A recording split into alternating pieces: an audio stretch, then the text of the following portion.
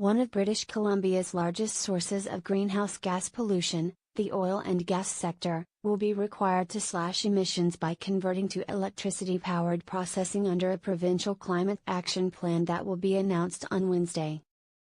Most of BC's 110 gas processing plants still use fossil fuels to power their facilities because there are few transmission lines delivering electricity across a vast region in the northeast corner of the province. Just 13 gas plants in British Columbia use electricity for processing. The provincial government said on Monday that it will announce its new climate plan on Wednesday. The requirement for the sector to convert to electricity will be a part of it, according to two sources who are familiar with the province's plans but were not authorized to discuss the details. The province's Crown-owned utility, BC Hydro, is likely to play a major role in the electrification of the province under the new climate plan.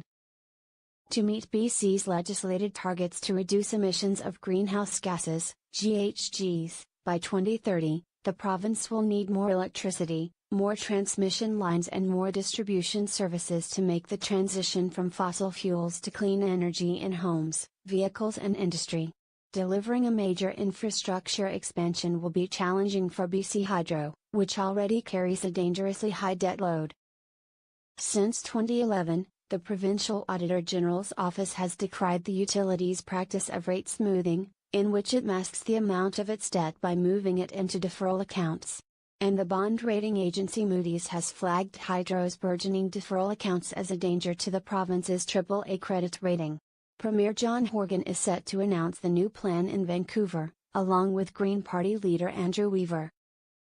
Mr. Weaver's support is key to upholding the minority NDP government, and he has been critical of the government's efforts to secure liquefied natural gas, LNG, industry, which will drive a significant increase in the production of GHGs.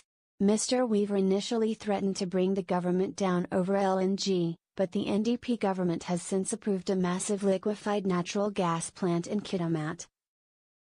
After assuring the Green Party that reductions elsewhere in the new climate plan will account for the increased emissions associated with the LNG Canada project.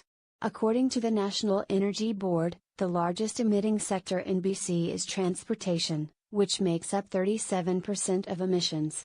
The oil and gas sector is in second place, accounting for 22%. Buildings, both residential and commercial, account for 12%. Cutting emissions in the production of natural gas will reduce the carbon footprint of the LNG industry. The first phase of LNG Canada project will account for almost 9% of all of BC's total emissions that are allowed in 2030, according to figures provided by the provincial government when the final investment decision was announced. David Austin, an energy lawyer at Sterling LLP, said the electrification of BC's gas fields is long overdue. 3 years ago, he urged BC Hydro's regulator to move forward with new transmission lines to serve the gas fields, but just one line has been completed that serves a small section of the region. The opportunity to electrify has been around for years, he said. Why has British Columbia been so slow in recognizing and responding to this opportunity? Mr. Austin noted that Texas oil and gas companies have driven an unprecedented spike in electricity consumption this year as they move away from generators powered by fossil fuels. The electricity infrastructure should be put in as fast as they possibly can, so that the gas industry is electrified, Mr. Austin said, but added that proper consultation with Indigenous communities cannot be rushed. BC Hydro spokesperson Maura Scott said electricity demand from the natural gas industry is 5 times higher than it was 5 years ago. Most of it is delivered through a new line in the Dawson Creek Chetwynd area that cost $299 million, and is fully subscribed. Construction of a second new line, the $298 million Peace Region Electricity Supply Project, started in the summer and is expected to be completed by the end of 2022.